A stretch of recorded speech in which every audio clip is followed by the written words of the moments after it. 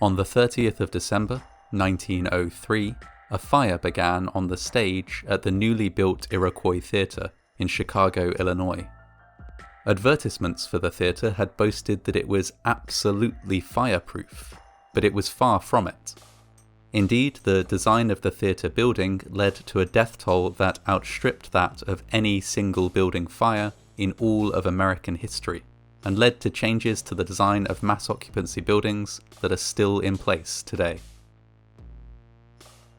Construction of the Iroquois Theater was completed just a few weeks before the fire, with the venue opening on the 23rd of November, 1903.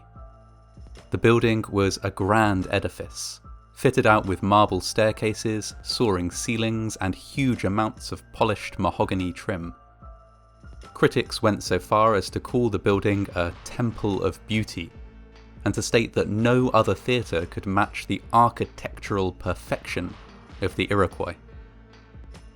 But the building wasn't perfect, not by any stretch of the imagination. The fire safety standards of the day were far more lax than they are now, but even so the building didn't come close to meeting them. Workers had gone on strike during construction, and so the owners had to push for the build to be completed on time. Certain luxuries were left aside, to be added at a later date. Fire alarms, a sprinkler system, and emergency telephones among them. At the same time as corners were being cut for expediency, the architect was also fine-tuning the design. Lighted exit signs just didn't fit the decor, and so they were scrapped too. The vast majority of patrons, few of whom were likely to read the criticisms of the venue in Fireproof magazine, were largely unaware of any issues. They flocked to the Iroquois Theatre. Seating was offered on 3 levels, with a corresponding tiered pricing system. The cheapest seats were way up high in the gallery, far from the action and accessible only via a complicated series of narrow staircases and landings.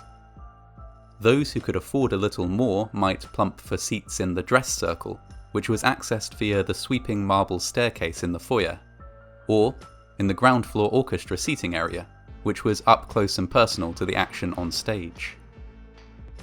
Of course, gates were installed between each level, and locked during performances, to prevent patrons in the cheap seats from sneaking down and taking open spots in the more expensive tiers.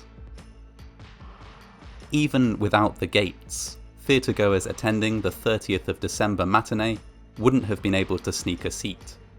The place was sold out. The Iroquois had a capacity of around 1,600 persons, but that evening it welcomed more than 2,000. So full was the venue that many patrons had to make do with a seat in the aisle, even if it did block access for others. The afternoon's show was a performance of the musical Mr. Bluebeard. This was a family-friendly production based on a French fairy tale, and had received rave reviews from critics. With school out, many of the patrons packing the Iroquois beyond capacity were children and their mothers. At around 3:15 p.m, as the stage lights were dimmed for a night scene, a spotlight arced and set fire to the top portion of a stage curtain. This tiny flame was visible to the audience, but innocuous enough for most people to write it off as an intentional special effect, just another bit of theatre. Behind the scenes, however, ushers were frantically trying to extinguish the flame. They attempted to do this using the only firefighting equipment in the building, a few small cans of Kill Fire, a fire-extinguishing powder that was really only intended for damping down domestic fireplaces. The powder just floated down to the stage, achieving nothing. Similarly, when they tried to beat the flames out with poles, they only succeeded in showering the stage with flaming debris. The stage manager tried to lower the fire curtain, which would separate the fire on stage from the audience and buy time for an orderly evacuation. Halfway down, the curtain hit a light reflector and jammed. No good. The flames climbed up into the area above the stage, took hold of the highly flammable oil paint and canvas backdrops that were suspended there, and bloomed. Smoke billowed into the auditorium, and a panic began. At this point, comic actor Eddie Foy, who was backstage, sensed impending disaster. His own child was in the audience, and he quickly ordered a stagehand to grab the boy and get out. He then ran out onto the stage. There, even as flaming bits of canvas fell all around him, he appealed for calm. He encouraged the orchestra to play to reassure the crowd, and reminded them that the theatre was, as the marketing materials claimed, absolutely fireproof. No sooner had he said this than a blazing swath of scenery crashed down onto the stage, sending the other actors fleeing in panic, some of them with their costumes aflame. The brief moment of calm was over. Chaos ensued. Crushes quickly formed around exit doors, some of which the audience simply couldn't open because of unfamiliar mechanisms. Escape was blocked in the gallery by those iron gates designed to stop patrons sneaking more expensive seats. Elsewhere, people crowded around ornamental windows that looked like doors, but which couldn't be opened. Patrons from the upper levels poured out onto fire escapes, only to find them narrow, icy, and in some cases unfinished. Many fell to their deaths while trying to descend, with those who fell later standing a greater chance of survival, as the bodies below would break their fall. Witnessing the developing crushes and believing the claims that the theatre was fireproof, many chose to stay seated rather than risk being trampled to death. Within minutes, however, the flames on the stage had built to an inferno. As exit doors elsewhere in the building were opened, air flooded in, feeding the flames.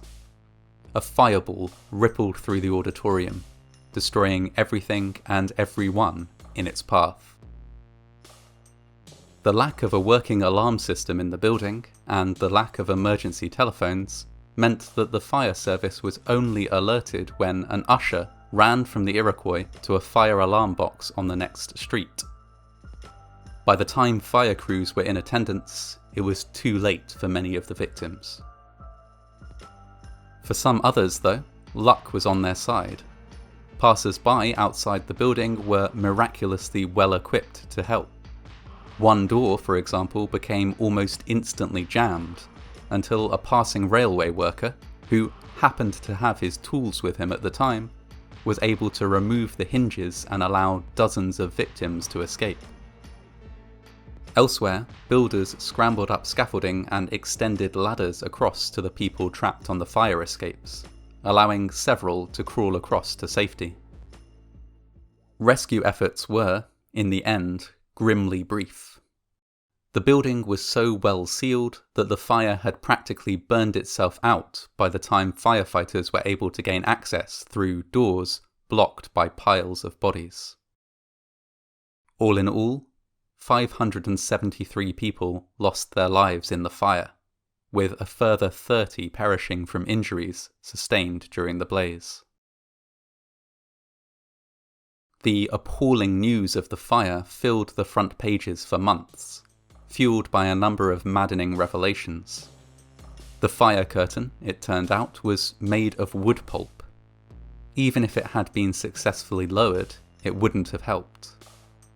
No fire drill had ever been conducted, and there were allegations that fire safety officials had been bribed with the promise of free tickets if they let all this slide.